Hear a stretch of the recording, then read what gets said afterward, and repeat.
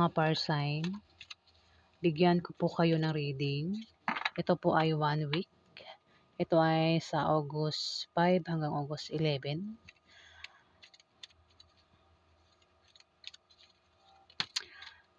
Ang fire sign po ay tatlong klaseng zodiac sign. Ito po ay Aries, Leo at Sagittarius. Paalaala po na ito po ay general reading. Kung hindi po kayo makaresonate, maaaring ibang zodiac sign na kapareho nyo ang tinutukoy dito. Ibang zodiac sign pero kapareho nyo. Ayan na. Gets ba?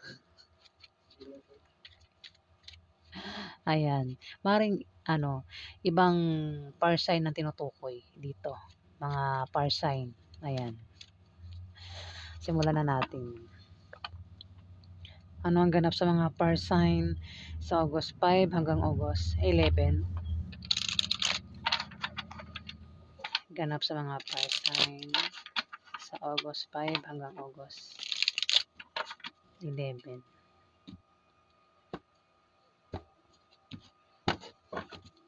Ano po ang ganap sa mga fire sign sa August 5 hanggang August 11?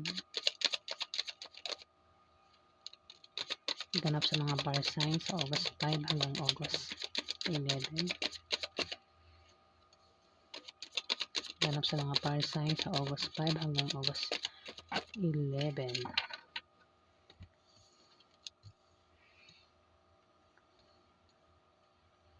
May magician dito.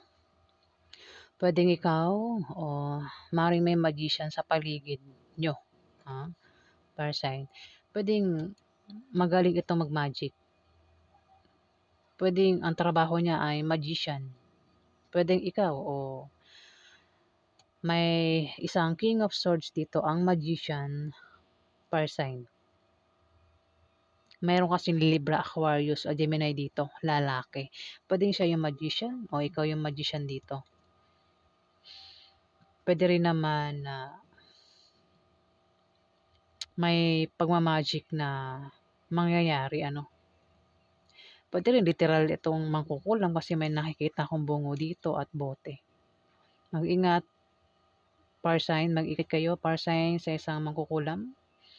Pwede rin naman na kayo ito o may ganito sa paligid nyo. Pwede isang Libra, Aquarius o Gemini, lalaki. Pero kung hindi ito ipatungkol sa mangkukulam, maaaring ito ay taong mapanglin lang, fire sign.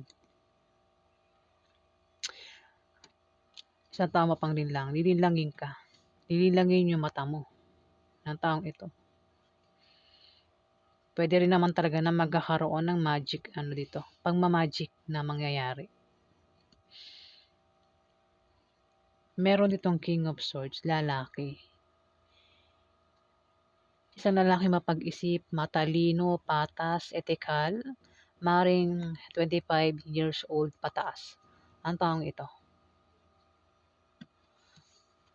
May Two of Swords na nakabaliktad. Pero wala siyang baliktad.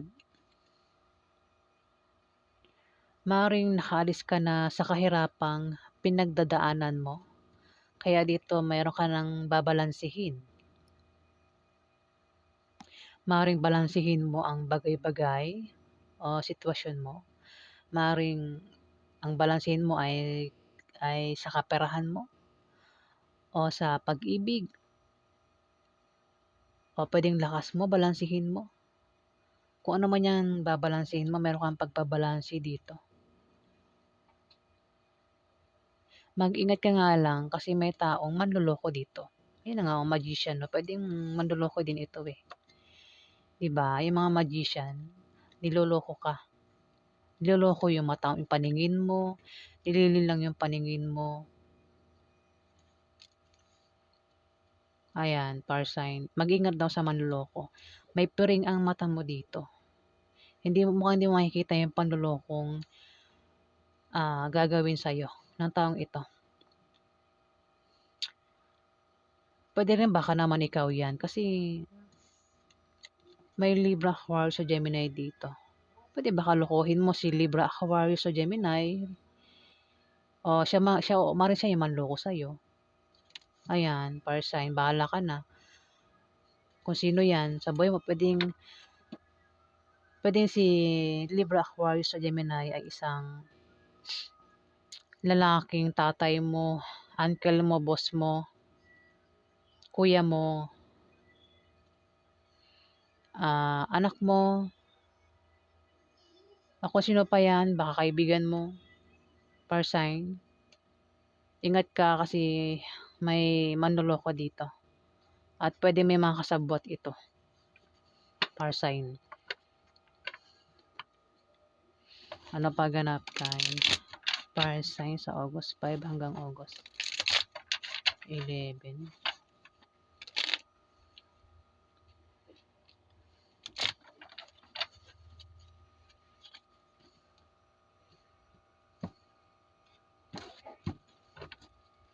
Ano pa ganap kay fire sign sa August 5 hanggang August 11? Ganap kay fire sign. Hindi kaya ko. Ayan, pasensya na po. Ano pa ganap kay fire sign sa August 5 hanggang August 11?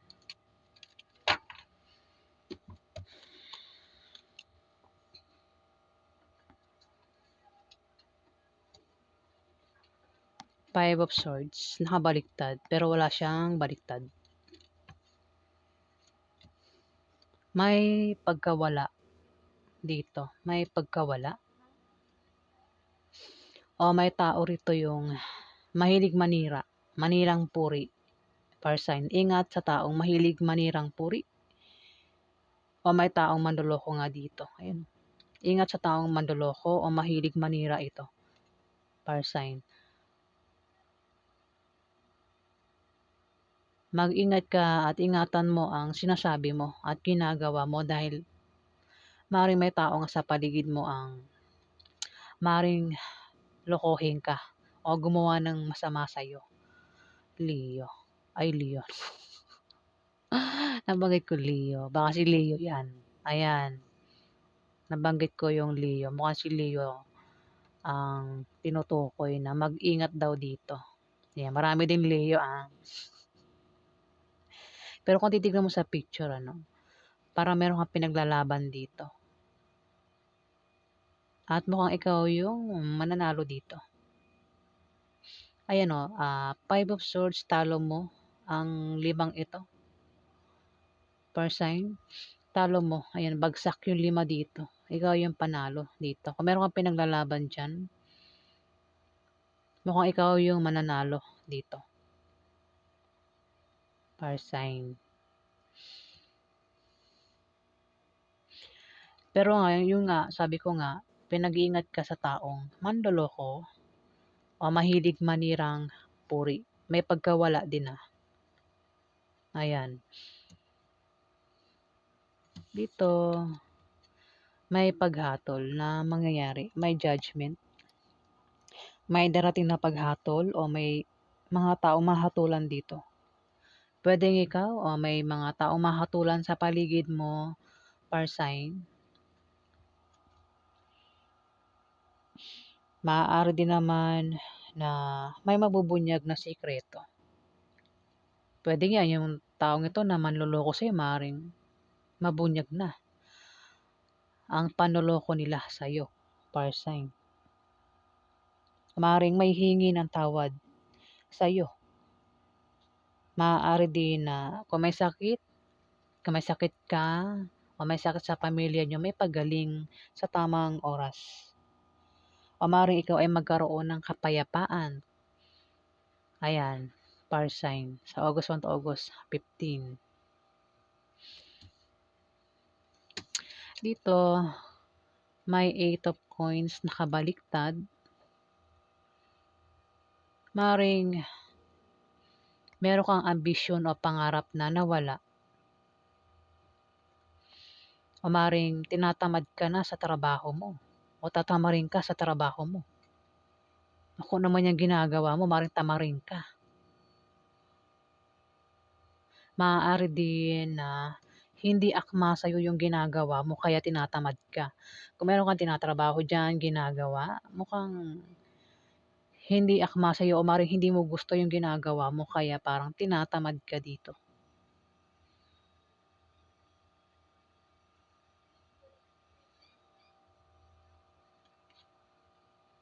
Ayan. Kaya naman kailangan mo ng taong magpapayo dito. Dapat yung magician, ayan, oh. Puwedeng isa kang literal na magician, ng iba sa inyo marunong mag-magic. Ayan, mukhang hindi kumbaga tatamarin ka daw sa 1 week na 'yan, fire sign. Maaaring isa kang magician, kasi may magician dito. Baka ang trabaho mo ay ano, trabaho mo ba ay mag-magic? Ayan, magician. Isa ka bang magician, fire sign? Nag-e-entertain ka rito, maaaring sa 1 week na 'yan ikaw ay mag-entertain o maaaring ang trabaho mo nga ay magician at maaaring tamarin ka. Kung ano man 'yan na ginagawa mo o gagawin mo o tinatrabaho mo. Kung may trabaho ka, maaaring tamarin ka, fire sign.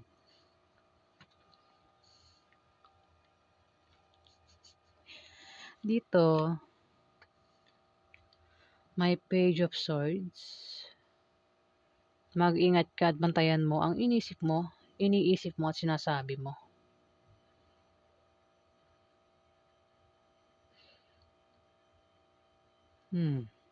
Tumapat si King of Swords. Puwede rin baka siya yung tinutukoy dito, fire sign, na pinag-iingat sa kanyang iniisip at sinasabi. Pero kung ikaw yan, mag-ingat ka daw kasi meron ditong Libra, Aquarius sa Gemini. Puwedeng malaman niya kung ano yung iniisip mo at sinasabi mo, fire sign. Puwede naman na kasi meron ditong ano, meron ka bang alaga diyan na hayop? Puwede rin tao 'yan. Itong hayop na 'to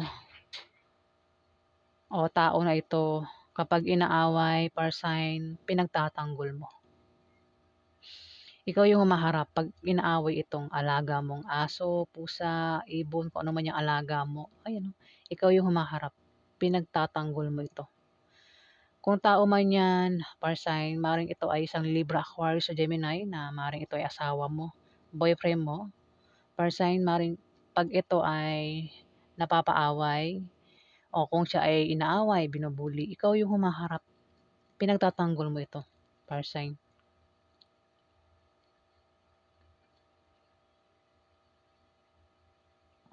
Ayan, meron kasing pagtatanggol dito. Pagtatanggol, ayan. Bulol. Ano pa ganap kay fire sign sa August 5 hanggang August 11?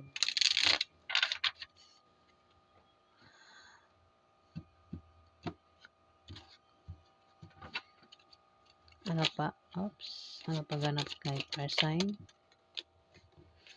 May devil dito.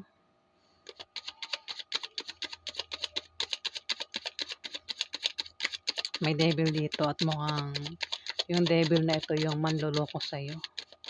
Fire sign, ingat ka sa manloloko. Itong devil na to ay toxic. Mahilig mahilig kumontrol.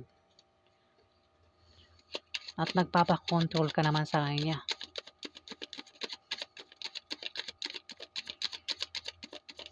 Pangit ang ugali nito, devil nga eh. Pagka-devil nga ugali. Maaaring may bisyo din. Pwedeng ikaw. O may taong ganyan sa paligid mo, may bisyo. Kung may bisyo man, sinasabi nung card na tigilan niya na yung bisyo niya bago pa masira yung buhay niya.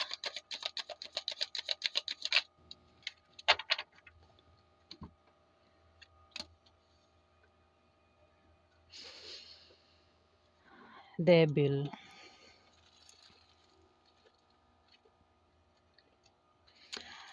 May ano rito, mahilig mag-control. Ginagawang puppet yung taong kinokontrol niya rito. Nagpapakontrol naman yung taong yun. Kung may asawa o boyfriend, girlfriend, o maring ito'y member ng pamilya mo, kung sino pa ito, pwedeng kaibigan mo. Baka naman ikaw rin ito, fire sign. May pagka-devil, ugaling devil. Mahilig kumontrol. Kinokontrol niya. Meron siyang kinokontrol dito. Kumbaga, hawak niya ito eh. Siya nagpapagalaw.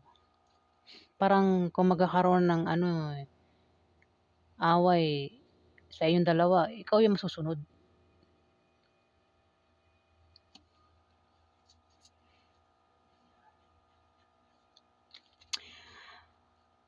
May tao dito ang may bisyo. At dapat niya nang itigil yung bisyo niya bago pa lumala at masira yung buhay niya. Maaari din naman na kung meron kang karelasyon dyan, may kumbaga nababaliw sa karelasyon niya. Baliw na baliw ito sa karelasyon niya, maaaring sa asawa niya. Parang yun yung bisyo niya.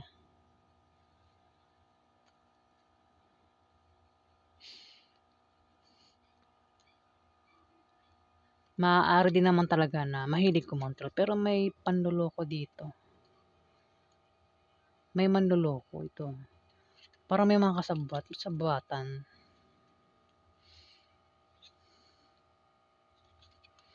Pwede rin na ikaw ito. Oo, pwede yung ikaw rin ito. Ikaw nang bahala makaresulta. Fire sign. Ang fire sign ay tatlong klaseng zodiac sign. Aries, Leo, at Sagittarius. Pwede rin na ikaw yan na devil. Fire sign. May tao rito yung ugali nito lokohin. May itong manloko. Yung panloloko na maganda naman yung intention. Yung panloloko na hindi makakapanakit. Ewan ko kung makakapanakit ba yan o hindi. Parang example manloloko ito dahil, kunwari, meron siyang asawa, ayaw siyang pagtrabahuhin.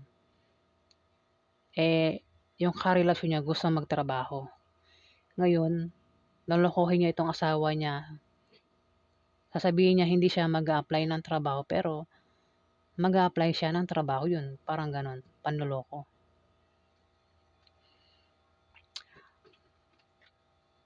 Pero nakikita ko rito parang may manloloko talaga rito. Parang may mga kasabwat pa. May pagka-devil yung taong itong manloloko. May maraming kasabwat Ang isa nakapiring ang mata. Yung mga tao sa paligid niya, walang piring ang mata. Parang may mga kasabwat. Ayan, kung meron ka dyan, kasi Libra Aquarius sa Gemini, ingat ka sa Libra Aquarius sa Gemini na ito. Fire sign. Ang Libra Aquarius o Gemini, ito ay air sign. Ang nila,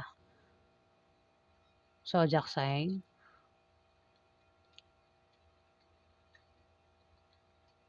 May mga kasabot ito Pwedeng lokohin ka nito.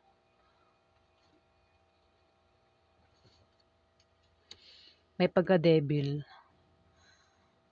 Ang taong ito, tumapat devil. Pwede rin lalapit lang ito sa iyo para lokohin ka sa pera. Pwedeng ututuin ka para lang magkapera siya. Fire sign. Basta anumang klaseng panloloko yung gagawin nito sa iyo, may panloloko dito Pwede patungkol sa pera, sa pag-ibig, saan pa yan patungkol, basta panloloko. Yung gagawin ng taong ito, may pagka-devil ang taong ito. At dito may Ace of Coins. May new beginning. Kung meron kang pinaglalaban, mukhang ikaw yung mananalo dito.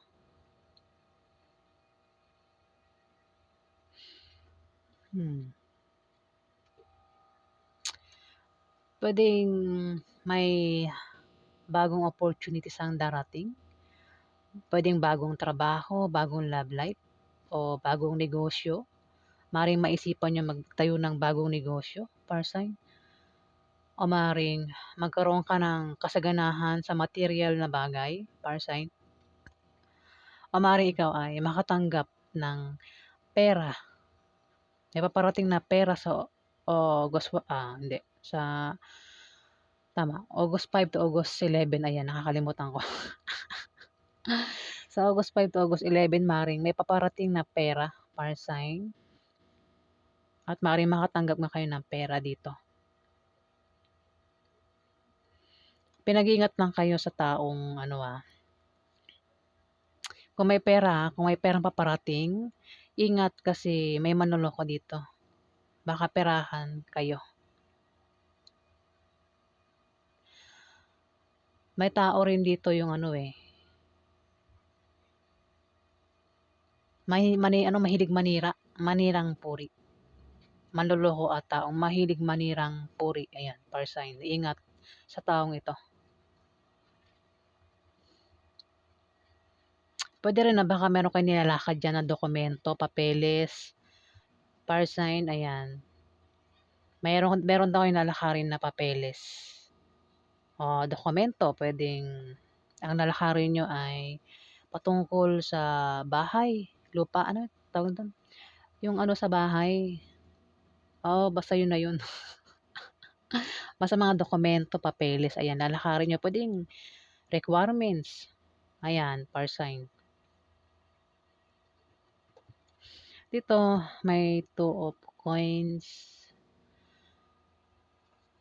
two of pentacles. Maaaring ikaw ay may pagkakabalahan dito. Meron kang paglilibangan na mukhang enjoy na enjoy ka rito. Kumbaga gustong-gusto mo itong ginagawa mo,